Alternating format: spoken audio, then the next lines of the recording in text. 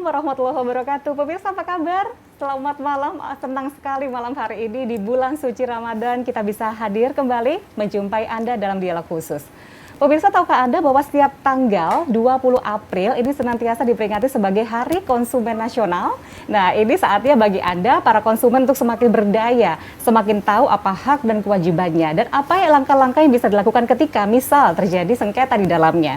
Nah, untuk itu malam hari ini khusus dalam rangkaian acara peringatan Hari Konsumen Nasional, kami menghadirkan dialog khusus yang mengambil tema Konsumen Berdaya, Pulihkan Ekonomi Indonesia. Dan spesial sekali, malam hari ini telah hadir 3 orang tamu istimewa kami.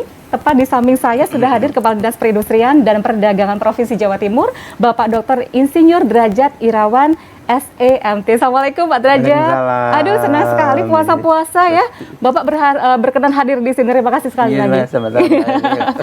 Kemudian di samping Pak Derajat, nah ini luar biasa, sudah hadir juga pemirsa di rumah, ada Kepala OJK Wilayah 4 Jawa Timur, Bapak Bambang Muktiryadi. Selamat malam Pak Bambang. Selamat malam, Mbak Emil. Biasanya kita ketemunya via Zoom, sekarang ketemu langsung gitu ya. Terima kasih banyak sekali lagi telah berkenan hadir.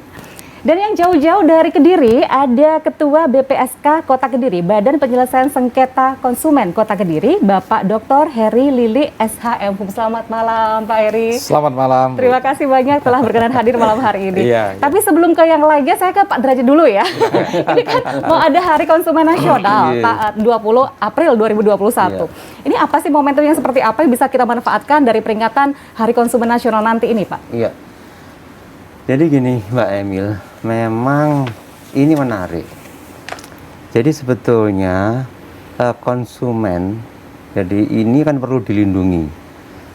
Sehingga ini adalah satu hari konsumen nasional, itu artinya bagaimana satu hari di mana betapa perlunya konsumen itu dilindungi. Sebetulnya ini sudah lama, undang-undangnya itu tahun 99, Undang-Undang 8 tahun 1999, Undang-Undang tentang Perlindungan Konsumen. Nah, ternyata di dalam perjalanannya betapa kemudian pentingnya Hari Konsumen Nasional, karena ternyata dengan konsumen yang berdaya, maka tumbuhlah ekonomi, sambungannya dengan keberdayaan ekonomi, sehingga ini menjadi bagian penting. Karena apa? Karena yang pertama, betapa kemudian konsumen ini diberi kesempatan untuk berkeberatan apabila layanannya itu tidak sesuai dengan yang diharapkan. Makanya diatur dengan Undang-Undang 899. Nah, untuk itu pada hari-hari ini menjelang 20 April ini kita mengadakan beberapa kegiatan. Yang pertama adalah bagaimana kita mengedukasi publik. Apa itu konsumen, ada kelompok masyarakat, asosiasi, kemudian organisasi masyarakat dan kelompok masyarakat yang lain, kita edukasi tentang Undang-Undang 899. Bagaimana kemudian apabila ada satu ketidakpuasan tentang apa yang dibeli misalnya itu. Yang kedua, kita juga mengadakan perlindungan konsumen fest. Jadi beberapa narasumber, ada dari BPSK, ada dari OJK, ada dari akademisi, itu memberikan pendapat-pendapatnya. Ini bagian dari konsumen apa sih sebetulnya dan sebagainya. Kemudian yang tidak kalah pentingnya adalah memberikan semacam klinik perlindungan konsumen. Kita adakan satu klinik di mal-mal.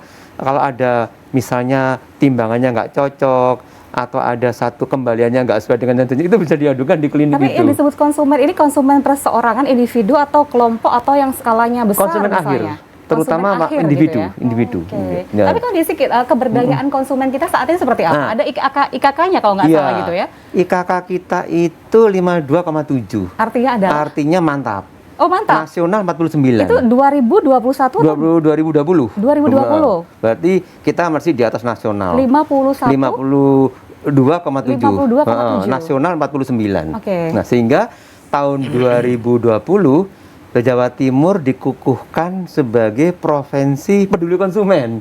Provinsi peduli konsumen. Karena konsumennya sudah paham hak dan kewajibannya gitu ya. Itu. Okay. Nah, itu termasuk juga dengan yang di jasa keuangan juga atau bagaimana? Atau konsumen, biasanya saya ke pasar misalnya beli beras, ternyata kurang timbangannya. Tapi kalau keuangan, apalagi sekarang itu kan musimnya non tunai nih Pak. Nah, berurusan dengan teknologi, ada mungkin kemungkinan terjadinya sengketa dan lain sebagainya. Kalau dari OJK seperti apa Pak?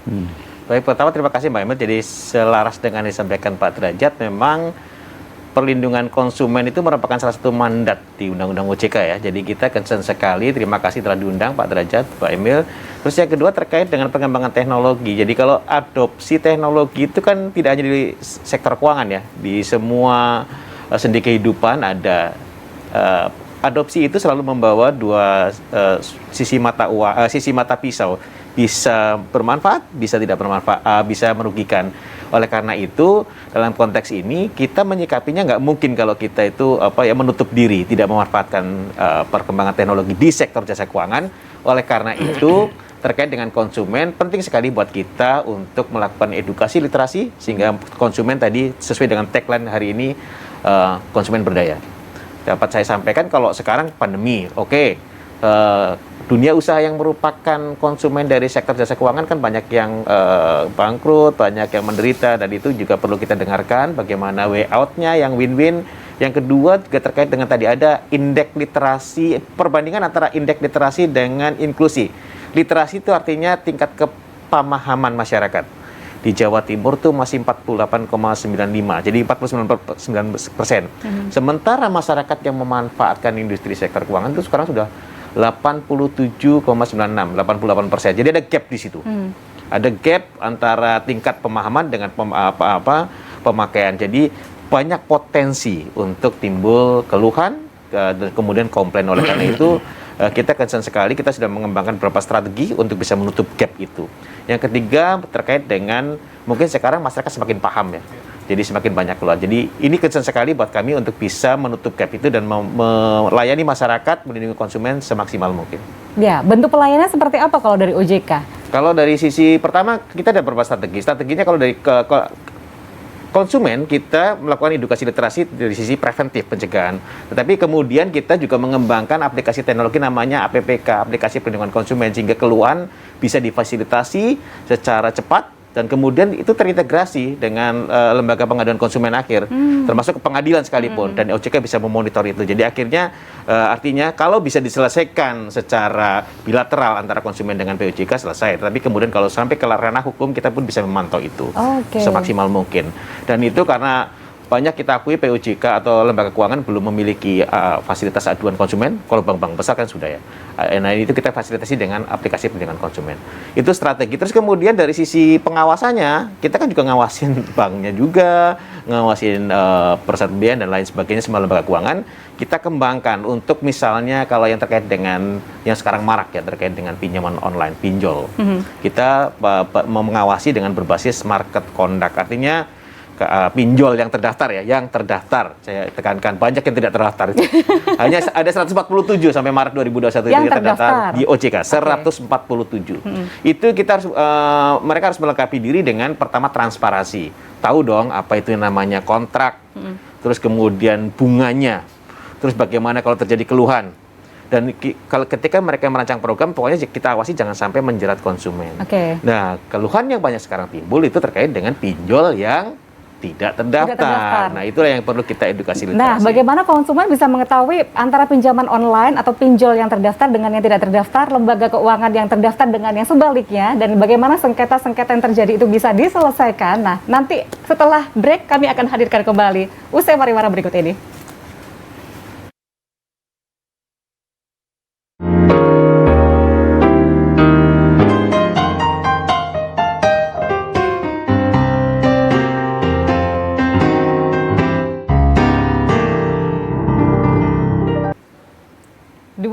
April 2021, peringatan Hari Konsumen Nasional tahun 2021. Ini momentum buat kita loh, untuk semua warga masyarakat yang merasa jadi konsumen untuk semakin kritis, semakin tahu haknya apa, kewajibannya apa juga, begitu ya. Termasuk juga ketika misalnya memanfaatkan sebuah jasa pinjaman online misalnya. Nah, tapi sebelum mengetahui bersama kira-kira bagaimana untuk bisa tahu ini pinjolnya ini legal atau enggak, terdaftar atau tidak, nanti kita akan bahas bersama-sama dengan Pak Bambang. Tapi saya sebelumnya menuju ke Pak Heri Lili terlebih dahulu. Pak Heri Lili ini Ketua BPSK Kota Kediri, Badan Penyelesaian Sengketa Konsumen Kota Kediri. Ini apa namanya perannya dalam upaya melindungi konsumen nih Pak BPSK ini? Iya, sebagaimana yang tertuang dalam Undang-Undang Nomor 8 tahun 1999 Itu di pasal 49-nya memang itu harus ada yang namanya Badan Penyelesaian Sengketa Konsumen, yaitu BPSK tadi. Nah, di sini mempunyai peran yang sangat luas ya dalam rangka melindungi konsumen. Karena kalau tadi dari OJK menyampaikan banyak kasus, makanya kasusnya itu muaranya ke BPSK. Jadi para konsumen akhir yang merasa dirugikan ini melakukan pengaduan ke BPSK kita, sehingga di sanalah kita akan melakukan penyelesaian dengan beberapa cara. Boleh di-clearkan tidak? Misal nih ada konsumen, saya misalnya merasa dirugikan atau merasa hak saya ada yang terintimidasi, misalnya seperti itu. Betul. Saya harusnya lapor ke siapa? Ke polisi, ke OJK, ke Pak Derajat, atau langsung ke BPSK? Atau boleh semuanya gitu? Atau gimana? Ya, memang boleh, memang itu tergantung pilihan daripada konsumen. Tetapi karena BPSK itu free tanpa biaya, waktunya tepat, singkat, itu biasanya menjadi pilihan bagi konsumen untuk menyelesaikan permasalahan-permasalahan apabila merasa dirugikan oleh pelaku usaha. Yang lebih cepat ya memang ke BPSK ya untuk proses penyelesaian dan sengketa tanpa dipungut biaya sepeser tidak pun. Ada biaya sama sekali. Tidak ada biaya sepeser pun. Oke. Kalau yang lainnya gimana Pak? Ada biaya memang? Ya pasti dong, Ada kalau ke biaya. pengadilan negeri ada biaya dan sebagainya. Oke. Kalau selama ini Pak, sengketa-sengketa yang sering diterima, diadukan kepada BPSK Kota Kediri apa saja Pak? Iya, di Kediri memang cukup variatif ya. Jadi ada konsumen yang sebagai pasien di rumah sakit.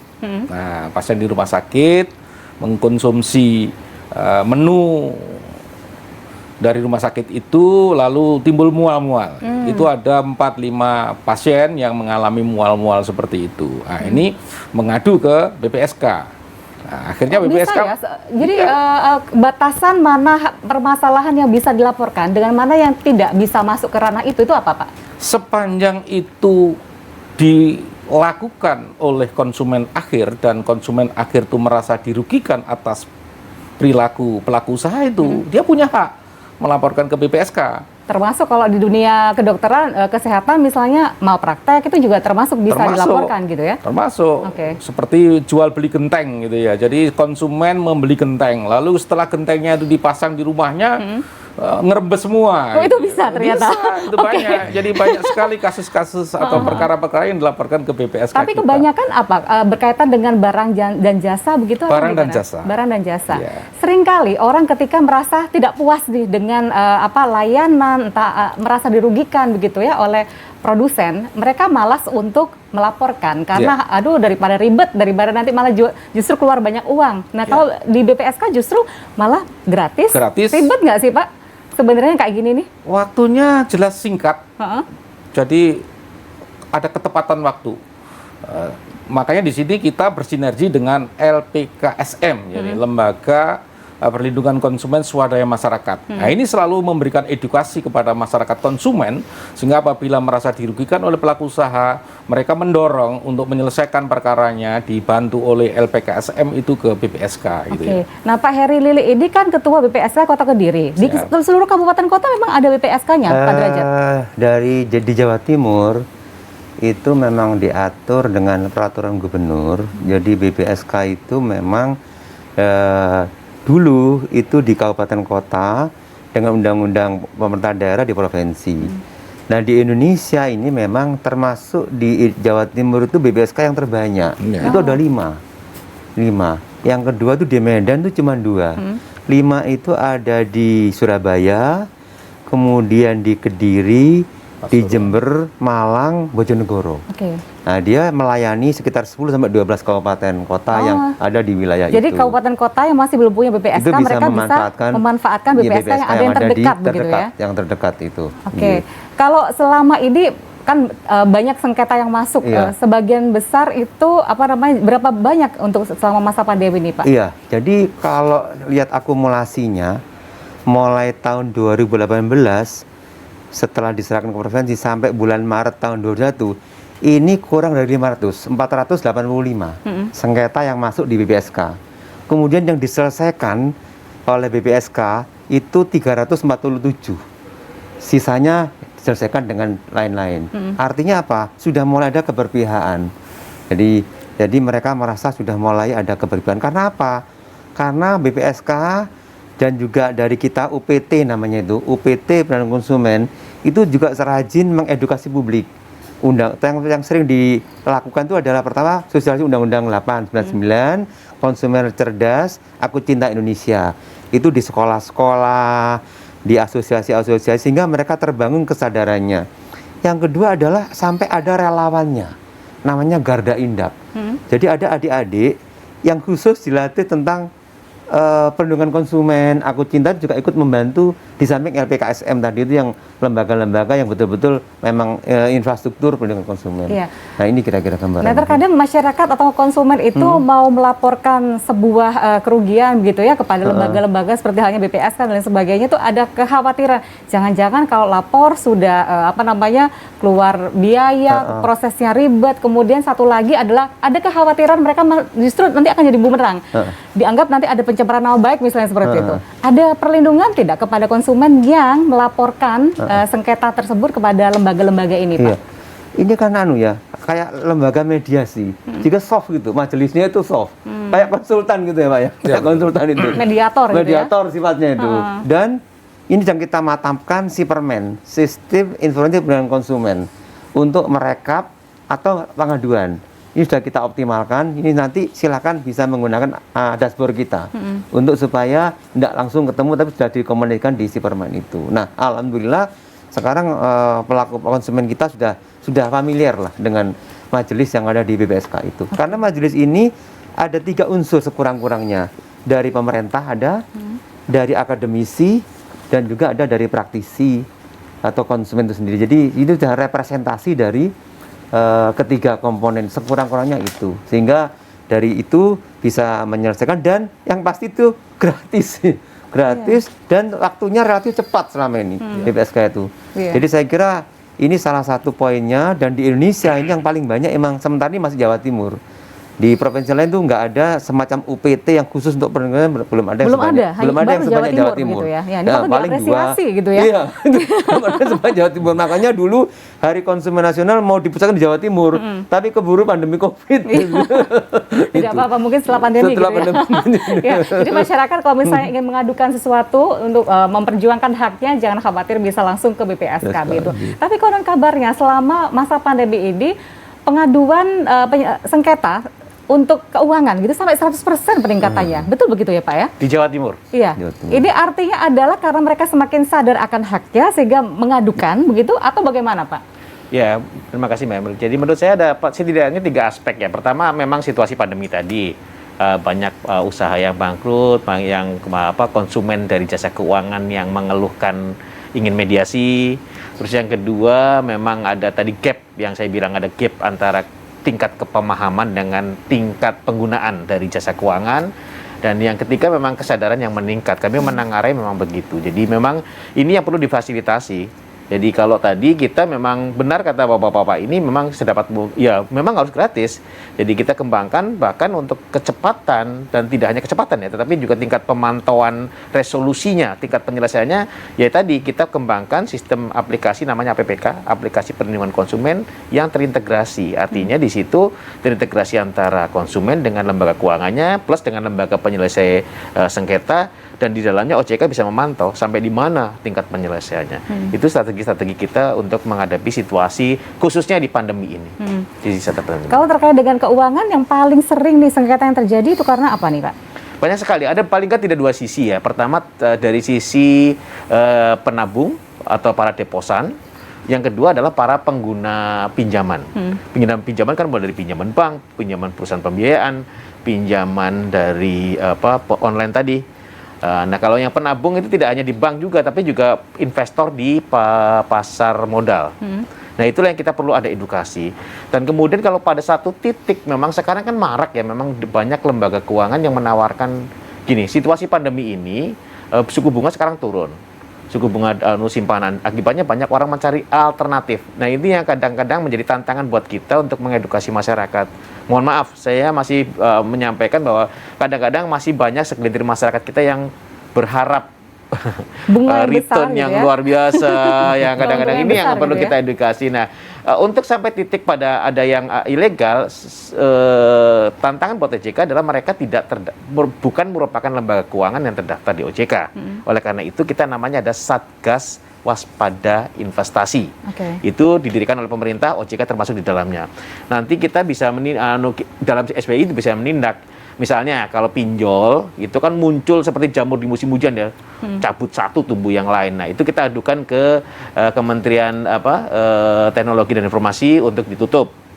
Dan kalau Satgas Waspada Investasi bentuknya lembaga keuangannya tidak terdaftar di OJK, ya dia kan gadungan juga bisa kita adukan ke ke kepolisian untuk bisa menindak. Nah ini yang bisa kita lakukan. Iya, baik Pak Bambang. Nanti pemirsa di rumah juga punya kesempatan loh untuk bertanya kepada para narasumber kita malam hari ini. Bisa langsung WA di nomor yang sudah tertera di layar kaca masing-masing 082 330 878899. Langsung ketik nama, berasal dari daerah mana, dan ajukan pertanyaan Anda. Kami segera kembali usai pariwara berikut ini.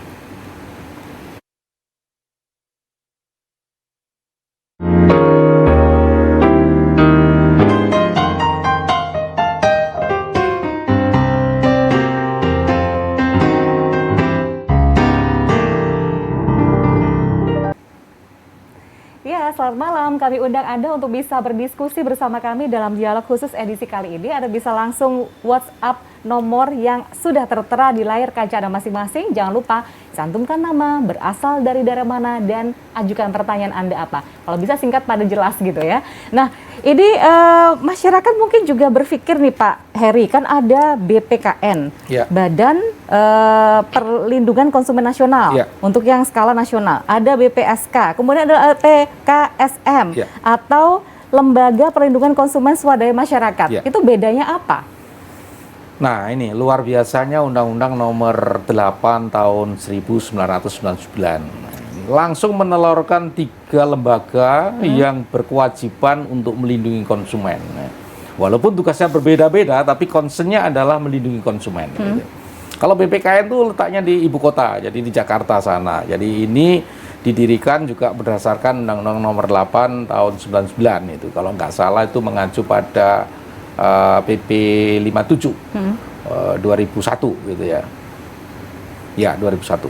Nah, ini tujuannya punya fungsi adalah memberikan kebijakan-kebijakan, memberikan sumbangan-sumbangan pemikiran kepada pemerintah dalam rangka membuat kebijakan-kebijakan tentang perlindungan konsumen. Dan juga memberikan pengawasan terkait dengan pelaksanaan Undang-Undang Perlindungan Konsumen begitu ya. Ya, kalau BPSK ini concernnya pada penyelesaian sengketa konsumen. Tapi kalau LPKSM ini adalah bertugas untuk memberikan edukasi kepada masyarakat konsumen sehingga makin cerdas dalam rangka bijaksana untuk melakukan pemilihan-pemilihan terhadap barang jasa yang betul-betul mereka butuhkan. Nah, kalau ini bersinergi, ini concernnya adalah melindungi konsumen tadi. Dan selama ini memang cukup sinergi atau gimana nih Pak? Ya, ini memang perlu adanya satu pemikiran yang sama ya antara BPSK dengan LPKSM, sehingga kita selalu mensosialisasikan tentang Undang-Undang Nomor 8 tadi bekerja sama bersama-sama dengan LPKSM, sehingga di sini langsung dapat dirasakan oleh masyarakat betapa manfaatnya BPSK dan LPKSM itu sendiri gitu ya. Nah, sehingga ada sinergi yang bagus inilah sehingga masyarakat konsumen betul-betul merasa terlindungi. Ya. Kalau tadi sempat kita berbincang kalau ternyata indeks keberdayaan konsumen di Jawa Timur itu sangat tinggi, mantap gitu ya, 52,7% dibandingkan dengan nasional yang hanya berapa 40 sekian persen gitu ya Pak 49. ya. Ini kan harus terus dipertahankan bahkan ditingkatkan. Apa upaya atau kebijakan yang diambil oleh pemerintah Provinsi Jawa Timur Pak? Yang pertama IKK itu kan satu parameter ya, parameter pembentuknya itu adalah ketika kemudian masyarakat lebih sadar tentang perlindungan konsumen. Untuk itu maka sering pelatihan-pelatihan, edukasi pada masyarakat tentang perlindungan konsumen, Undang-Undang 8 dan sebagainya. Nah, yang menarik adalah bahwa undang-undang ini selain melindungi konsumen, produsennya juga kena dampaknya. Artinya apa? Mereka merasa harus terstandar produknya. sehingga berduyun-duyun sertifikat halal, berduyun-duyun ngasih minta merek, juga minta SPT SNI, kemudian juga ada Batik Mart. Artinya standar-standar ini sudah mulai dibutuhkan karena konsumen juga makin teliti, sehingga lebih berdaya produsen untuk segera meningkatkan juga kualitas produknya. Jadi dua-duanya saling begitu ya, Saling, konsumennya sadar akan hak dan kewajibannya, produsennya itu juga memperbaiki diri. Ya. Akhirnya menjadi barang yang berkualitas itu akan terbangun dengan sendirinya. Nah ini saya kira menjadi bagus. Nah selain itu juga sampai mulai tahun depan ini tahun dirintis BPKN mau buka kantor di Jawa Timur. Insya Allah buka perwakilan di Jawa Timur. Ini sudah kita bicarakan seizin di perintah Ibu Gubernur, saya menyiapkan tempat untuk kantor BPKN. Artinya apa? Betapa di Jawa Timur ini keperpihakan masyarakat dan pemerintah termasuk beberapa komunitas masyarakat itu pada perlindungan konsumen. Sehingga diharapkan nanti bisa menjadi model bahwa memang kita provinsi yang peduli perlindungan konsumen. Nah, sekarang kan makin banyak produsen yang peduli begitu untuk bisa meningkatkan kualitasnya gitu. Karena mereka berdua kan simbiosis mutualisme ya, produsen dan konsumen saling membutuhkan satu dengan yang lain. Kalau untuk produsen sendiri kan masih banyak ya masyarakat di luar yang mungkin sekarang pada masa pandemi baru merintis menjadi UMKM gitu. Kalau dari Disperida sendiri program-program yang dikhususkan untuk mereka? Programnya yang pertama kita memfasilitasi sertifikat halal merek itu sampai tahun ini sudah 1.200 lebih. Itu gratis ya. Mulai merek, SPT SNI, HACCP, kemudian yang terkait dengan uji nutrisi itu kita berikan gratis sebagai bentuk keberpihakan kita ada UKM kita itu. Kemudian kita juga itu standarisasinya. Kita juga untuk kayak hakinya itu hampir 1.000 lebih. Itu juga kita edukasi mereka, kita fasilitasi. Artinya betapa arahan Ibu Gubernur supaya produsen juga berdaya, sehingga publik juga nyaman terhadap apa yang dibeli. Produsen berdaya, konsumen nyaman, akhirnya tempatnya beliau sepi nanti ya. Tapi kualitas terus, Pak. Kualitas itu ada aja yang ini kan lebih makin kritis itu. Oh enggak, tempatnya Bapak enggak sepi kan? Karena enggak cuma hanya untuk penyelesaian sengketa kabarnya, tapi juga edukasi juga kan. Jadi enggak usah enggak sepi kok Pak, tenang Pak. Masih ramai kok.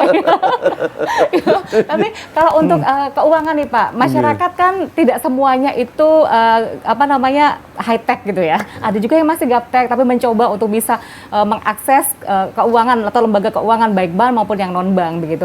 Bagaimana caranya agar mereka ini tidak terjerumus pada lembaga yang ternyata tidak terdaftar di OJK? Cara ngeceknya seperti apa sih Pak Bambang? Jadi gini Mbak, jadi kita mencoba dalam konteks edukasi literasi kita diseminasi informasi merupakan strategi. Salah satunya kita memuat semua lembaga keuangan yang terdaftar di OJK termasuk pinjaman online dapat diakses di ojk.co.id. Itu ada berapa daftarnya dan kemudian kita juga melibatkan, tadi saya ingin mengelaborasi yang disampaikan Pak Derajat, ada kerjasama dengan antara produsen dalam ini lembaga keuangan ya, produsen jasa keuangan dengan konsumennya. Kita libatkan bank, kita libatkan pasar modal melakukan edukasi literasi. Karena kalau di sektor keuangan adopsi teknologi kan cepat sekali dan dinamika produk itu cepat sekali. Jadi kita melibatkan produsennya, yaitu lembaga keuangannya, untuk ikut melakukan edukasi ke masyarakat. Kuncinya menurut saya adalah edukasi. Memang kita menghadapi tantangan gap antara tadi ya, tingkat pemahaman literasi dengan penggunaan. Tetapi kita tetap mengadopsi beberapa strategi untuk bisa menutup gap itu, mempercepat itu. Termasuk ketika melakukan tindakan depresif untuk menyingkirkan yang ilegal-ilegal. Nah ini memang kuncinya pada masyarakat. Jadi kita bekerja sama dengan semua pihak, termasuk dengan Pemprov. Bagaimana kita melakukan edukasi dengan Pak Derajat juga sudah berapa kali. Tidak hanya di produsen non jasa keuangan, tapi juga termasuk produsen jasa keuangan. Jadi kita bekerja sama bagaimana melakukan edukasi ke masyarakat.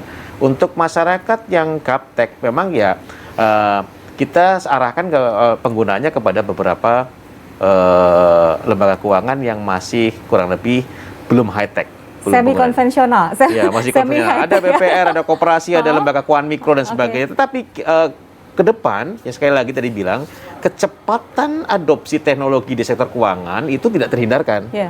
Jadi bukan pilihan kita untuk setback, untuk untuk tidak mengikuti perkembangan, tapi harus Beradaptasi gitu ya? harus beradaptasi. Oleh karena itu kita gencar dengan semua lembaga keuangan di Jawa Timur, kita berusaha membangun akses sampai ke desa. Kita menciptakan environment, ini pesantren, kita kenalkan dengan penataannya dengan bagaimana mengadopsi yang online, terintegrasi untuk pengelolaan lembaga keuangannya maupun tadi penggunaan pinjol. Kita kan tidak bisa membatasi masyarakat punya pulsa, punya HP. Ada kemarin aduan, saya coba-coba Pak, tahu-tahu disetujui. Nah ini yang coba-coba saya nggak tahu juga. Oleh karena itu mereka yang sudah memegang handphone kita kategorikan itu yang harus diedukasi sehingga kemudian paham mengenai manfaat dan resiko dari sebuah produk keuangan. Ya, apalagi sekarang yang semacam ini, penawaran-penawaran semacam ini bisa langsung via WhatsApp, SMS, email dan lain sebagainya, gencar sekali. Terus masyarakat ketika misalnya memang membutuhkan, sekali lagi harus cross check begitu ya, di websitenya OJK, jangan lupa karena di sana sudah ada daftarnya, mana lembaga yang sudah terdaftar, mana yang tidak ada terdaftar begitu ya Pak ya. Dan ada ingin saya sampaikan, ada hintnya. Ketika menggunakan produk simpanan dan produk investasi. Kalau saya ngomong dari investasi dulu, kalau mau investasi setidaknya ada 2 L, legal, terdaftar tadi, dan logis. Legal dan logis. Ya, kalau nggak logis itu tadi sebulan 5%, mana ada maksimal berapa sih Pak yang masih bisa dibilang logis itu Pak? Ya paling tidak pertama kalau ada ciri-ciri yang tidak logis itu ada ciri-ciri umum ya. Pertama dia menjanjikan keuntungan berlipat. Terus kemudian bisa seketika kalau investasi ya seketika bisa dicabut. Biasanya nih menggunakan tokoh yang berpengaruh, endorsement tapi dalam konteks yang negatif gitu ya. Mau itu tokoh masyarakat, artis dan sebagainya. Nah, ini yang harus kita antisipasi setidaknya tadi. Rate-nya tidak logis. Terus menggunakan kita kan masih paternalistik jadi menggunakan endorsement tokoh masyarakat, artis dan selebgram gitu ya. Selebgram gitu-gitu. Nah, ini harus kita antisipasi. Terus kemudian kalau spesifik untuk pinjol, pinjaman online, pertama tadi harus terdaftar di OJK dan kemudian pastikan baca syaratnya. Kalau yang mereka boleh mengakses itu kita sikat camilan ya, kamera, mikrofon, location. Mereka kan meminta syarat. Anda KTP dan sebagainya, terus kemudian boleh diakses dong handphonenya. Yang mana? Itu hanya kamera, mikrofon, sama location camilan. Kalau selain itu dikategorikan. Tidak boleh ya gitu ya? Jangan. Jadi harus hati-hati betul. Harus hati-hati. Anda beruntung sekali malam hari ini mendapatkan informasi-informasi dari para narasumber saya. Terima kasih sekali Bapak-Bapak. Kita harus bersedia, kami kembali usai pariwara berikut ini. Jangan kemana-mana.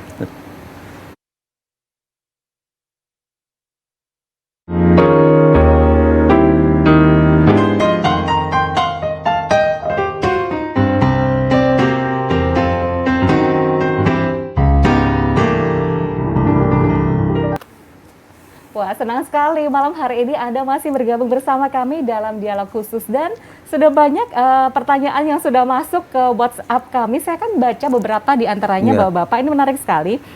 Selamat malam. Apa bahayanya kalau terjerat pinjol? Ini dari Bu Ani di Surabaya.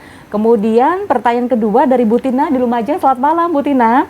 Ini pertanyaan menarik nih buat Pak Bambang nih. Bank titel di desa-desa juga marak. Ada saudara saya sampai cerai, terjerat bank titel.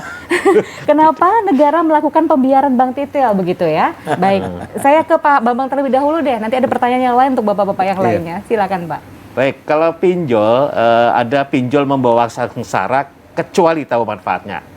Pinjol biasanya karena kemudahan aksesnya, pakai handphone, pakai SMS ya, nggak perlu ketemu, pakai KTP di foto aja. Gitu ya?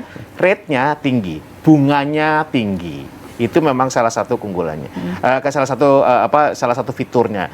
Masyarakat harus hati-hati. Kalau mau pinjam, betul-betul pikirkan kebutuhannya, manfaatnya. Kuncinya adalah kalau pinjam 10, dia harus bisa menghasilkan 20 minimal.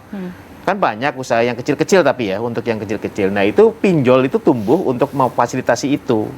Tapi kalau nggak bisa menghasilkan, maksudnya tidak bisa memutar uang, hindari penggunaan pinjol, hindari penggunaan semua pinjaman yang bunganya tinggi. Terus kenapa pinjol itu masih tumbuh? Karena tadi ada kemudahan. Masyarakat tidak perlu dari pelosok desa sampai ke itu. Di negara lain itu ada manfaatnya. Nah, itu yang kita cari manfaatnya. Kuncinya adalah tadi, bisa memutar uang. Terus kemudian saya langsung menjawab ke yang Bang Titil Bang tadi, Titil. kenapa ada pembiaran? Saya pikir tidak ada semua aspek negara yang membiarkan, cuman Bang Titil tuh tidak boleh nggak sih? Legal nggak sih? tidak. Oh, nggak Kalau legal ya? nggak legal, kalau legal terhadap OJK kan. Oh, iya. Nah, itu tidak ada. Tapi intinya itu kan dari dulu kala. Artinya ada kebutuhan masyarakat di situ sehingga kemudian dimanfaatkan oleh segelintir orang yang dengan mengenakan pinjaman yang tinggi. Tumbuhlah Bank Titil. Ada macam-macam istilah, Bank Titil, Bank 47 dan sebagainya. Itu selalu ada. Bagaimana menyelesaikannya? Lembaga keuangan sudah bisa turun ke itu, termasuk pinjol pun sebetulnya sebagai bagian dari solusi. Artinya setinggi-tingginya pinjol tidak akan setinggi yang bunga Bank Titil tadi. Nah, sama kuncinya, semua pinjaman masyarakat harus ketika meminjam meyakinkan bahwa ketika saya pinjam bisa mengembalikan, saya bisa memutar uangnya. Kalau tidak, mau pinjam dengan bunga rendah pun dia juga akan menjadi masalah. Cuman kalau Bank Titil itu kan sangat tinggi bunganya dan itu sangat mencekik.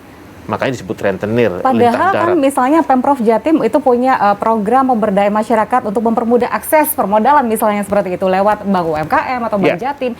Mengapa masyarakat tidak tertarik ke situ? Mengapa harus ke Bank Titil atau ke pinjol begitu yang bunganya begitu tinggi? Sekarang pemerintah kayak Pemprov sendiri punya dada gulir ya Pak Derajat ya. Ada punya dada gulir, suku bunganya katakan relatif murah. Pemerintah pun sekarang ada berbagai pinjaman KUR, ada pinjaman pemulihan ekonomi nasional. Ada yang BLT kan udah jangan usah dibahas ya, itu betul-betul hibah. Tapi ketika terkait dengan pinjaman, pemerintah tuh mensubsidi bunga, termasuk kemudian melakukan penjaminan supaya lebih murah. Konteksnya begitu. Cuman memang tadi kuncinya masyarakat juga harus punya usaha yang bisa memutar uang, karena ini kan uang masyarakat ya, seharusnya berpindah ke yang lain gitu. Nah, inilah yang konteksnya, sekali lagi masyarakat betul-betul ketika melakukan pinjaman harus yakin bahwa pinjaman itu adalah untuk kegiatan produktif yang bisa menghasilkan. Otherwise, atau dengan kata lain, kalau tidak bisa begitu ya akan menjadi masalah. Cuman masalahnya itu akan sangat potensi besar ketika bicara dengan Bank Titil tadi. Sekali lagi tidak ada pembiaran. Masalah kalau kita di TPKAD, contohnya di TPKAD Malang itu ada program yang disubsidi oleh pemerintah Kota Malang namanya OJIR, Ojo Percaya Karo Rentenir, kurang lebih begitu. Nah, nanti kita di TPKD, tim percepatan akses keuangan daerah bekerjasama dengan kabupaten kota, itu kita meluncurkan kredit melawan rentenir tadi. Tetapi cakupannya kan tentu saja tetap terbatas kan, karena itu uang APBD itu kan tidak sebesar yang itu. Nah, masyarakat sendiri yang harus waspada.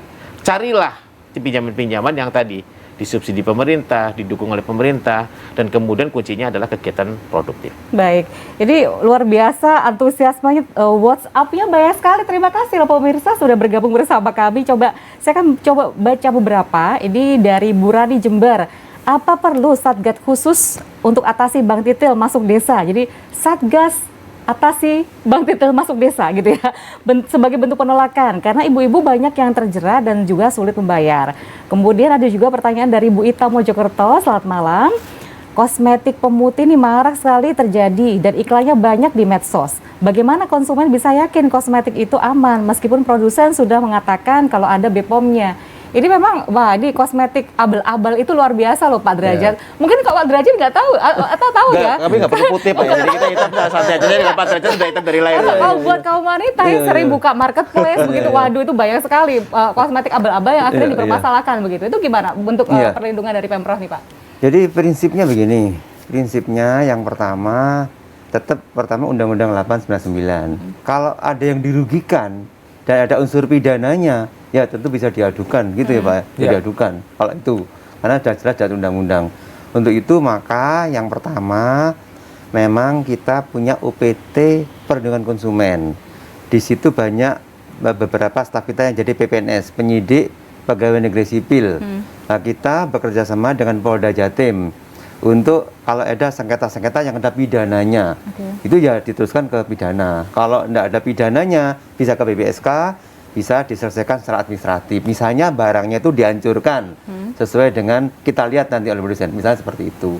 Dan kemudian kalau kosmetik untuk BPOM juga beberapa peranan ya, bisa di mana lembaga instansi sama kita libatkan di situ. Oke. Kalau itu masalah itu. Jadi kalau misalnya untuk produk-produk kecantikan semacam ini sebenarnya untuk apa saja sih yang harus ada atau harus ditunjukkan oleh sang produsen bahwa ini adalah barang yang aman untuk bisa digunakan oleh masyarakat? Iya. Selain Kita ke instansi yang menangani memang, misalnya kayak BPOM dan sebagainya, apakah parameternya itu sudah seizinnya, ada nggak dia itu izinnya dan sebagainya. Itu juga menjadi bagian penting.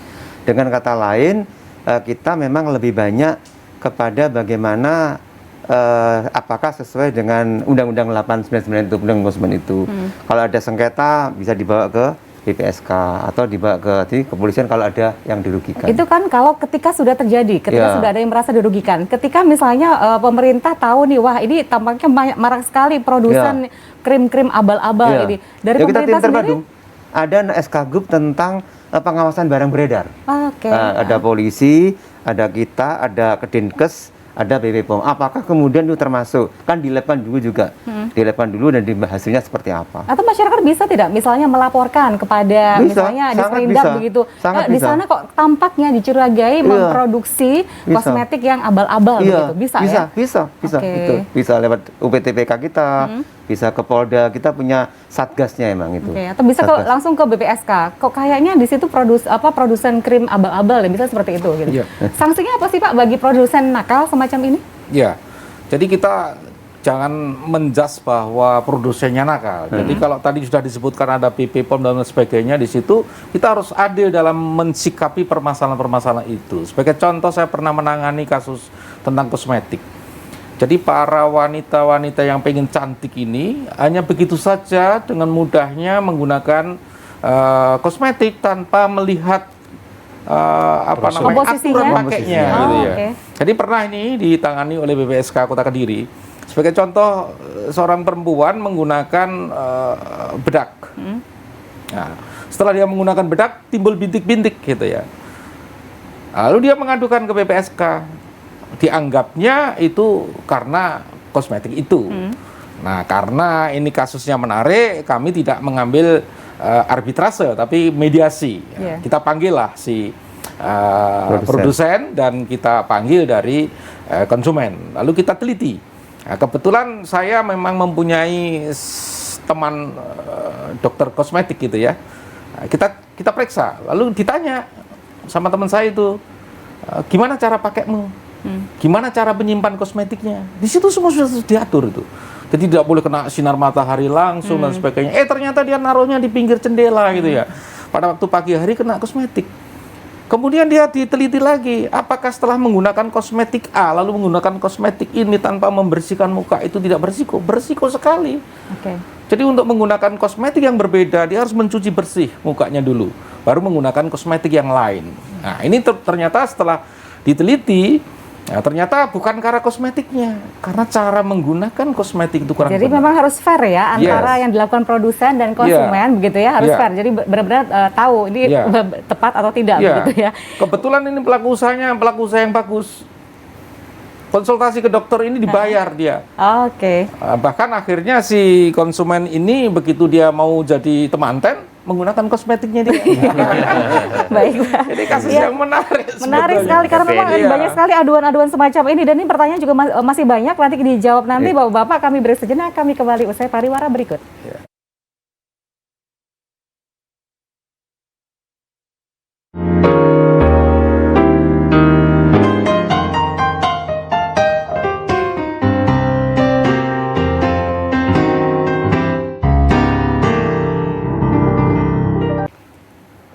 Senang sekali Anda masih bergabung bersama kami dalam dialog khusus dan terima kasih sangat bagi Anda yang sudah berpartisipasi, memberikan begitu banyak pertanyaan. Ini artinya adalah Anda sangat peduli dengan perlindungan konsumen, perlindungan terhadap diri Anda sebagai konsumen maupun Anda sebagai produsen begitu ya. Tapi karena keterbatasan waktu, jangan khawatir karena nanti kami akan share untuk alamat email atau WhatsApp atau call center ketika Anda membutuhkan informasi terkait dengan pertanyaan-pertanyaan Anda tadi. Nah, terakhir nih Pak Derajat, nanti akan ada apa lagi nih ke depan terkait dengan peringatan Hari Konsumen Nasional 20 April nanti? Jadi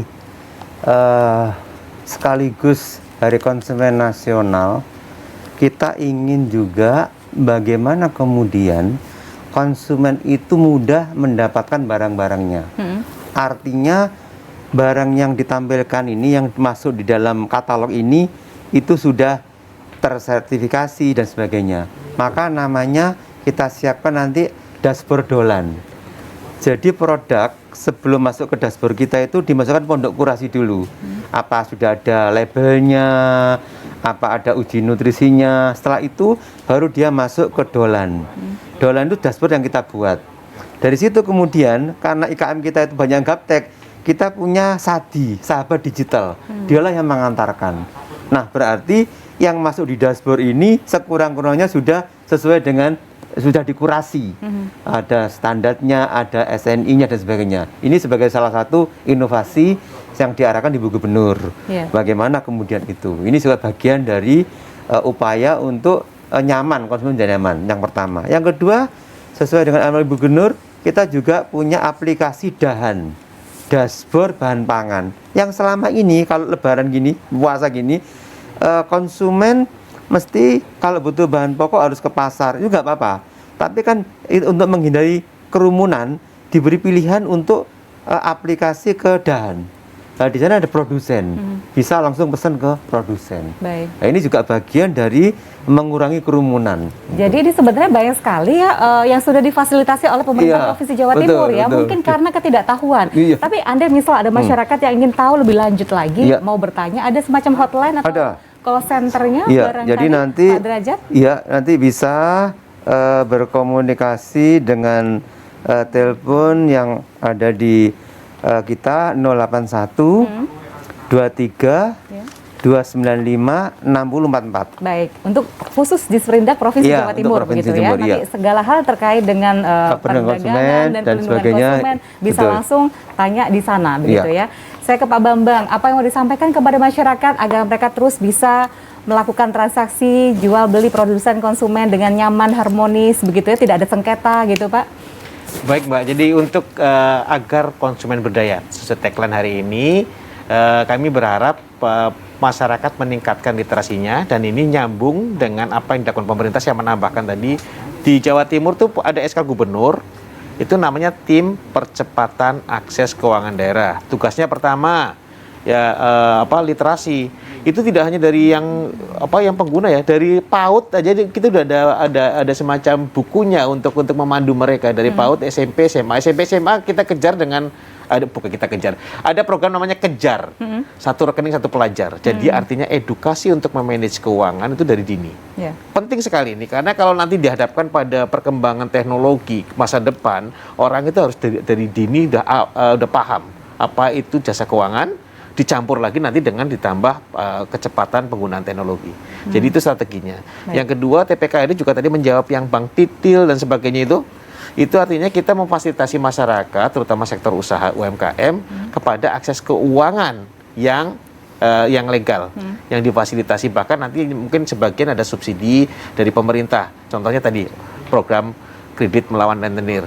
Nah ini di provinsi ada, di kabupaten kota sebagian sudah ada, sebagian kita kembangkan lagi. Jadi ini untuk kebutuhan masyarakat Jawa Timur. Nah nanti masyarakat bisa katakanlah dalam program edukasi literasi bergabung dengan kita. Karena kita kemarin menggunakan guru, menggunakan pelajar, menggunakan universitas juga, bekerjasama maksud saya, untuk bisa mengakses ke semua masyarakat. Terus yang ketiga tadi, perhatikan ketika menggunakan produk keuangan, sesuaikan kebutuhannya. Terus yang kedua, ketika mau investasi juga tadi, legal dan logis. Legal dan logis gitu ya? Iya, legal dan logis. Kalau masih ragu-ragu, tanyalah ke OJK. Tanya ke lembaga keuangannya dulu. Kalau misalkan dekat dengan BPR, tanya ke BPR, tanya ke bank. Tapi kalau OJK menyediakan tadi untuk aduan konsumen, kontak center, kode wilayah, terus nanti nomor 157. Secara online ada juga konsumen.ojk konsumen@ojk.go.id. Saya hafal, soalnya punya KPA-nya. Ya, saya malah ngapa. Terus yang kedua untuk investasi ada waspada investasi @ojk.go.id. Khusus untuk nanti yang pengaduan konsumen itu ada tadi yang disebut APPK, itu kontak 157@ojk.go.id. Itu yang kita coba fasilitasi untuk masyarakat dan kami berharap untuk konsumen jasa keuangan di Jawa Timur bisa memanfaatkannya secara optimal. Baik, terakhir Pak Heri, singkat saja apa yang mau disampaikan kepada konsumen dan juga produsen seluruh Indonesia? Iya, ada dua hal ya saya ingin menyampaikan kepada para pelaku usaha. Dengan adanya Undang-Undang Nomor 8 Tahun 99, memang judulnya aja perlindungan konsumen, nampaknya pelaku usaha tidak ada perlindungan hukum. Gitu. Padahal kalau kita lihat pasal per pasal di dalam undang-undang itu, justru banyak yang mengatur bagaimana pelaku usaha itu melakukan proses usahanya. Sehingga dengan pelaku usaha itu diatur sedemikian rupa, secara otomatis melindungi konsumen. Sehingga saya berharap para pelaku usaha itu tidak perlu takut dengan adanya undang-undang itu. Jadi yang pertama. jangan khawatir, para pelaku usaha pun juga dilindungi, konsumen pun juga dilindungi. Pasal-pasalnya gitu jelas, di situ ada perlindungan hukum bagi pelaku usaha. Baik, Pak Heri, terima yang kasih. Kedua banyak. ini, yang paling itu? penting nih, saya ingin mengajak para lembaga, institusi yang bergerak dalam perlindungan konsumen seperti OJK, LPKSM ini bersatu padu dengan kejujuran, dengan ketulusan, dengan keseriusan melakukan proses pelindungan konsumen sehingga akan terwujud konsumen yang bermartabat dan pelaku usaha yang bertanggung jawab. Iya, luar biasa. Terima kasih sekali lagi Pak Heri, Pak Bambang terima kasih, Pak Derajat juga terima kasih. Selamat Hari Konsumen Nasional 2021. Semoga menjadi momentum bersama untuk membangun kesadaran arti dari perlindungan konsumen agar konsumen berdaya dan memajukan Indonesia. Terima kasih atas kebersamaan kita. Saya Mil Faiza. Selamat malam. Wassalamualaikum warahmatullahi wabarakatuh.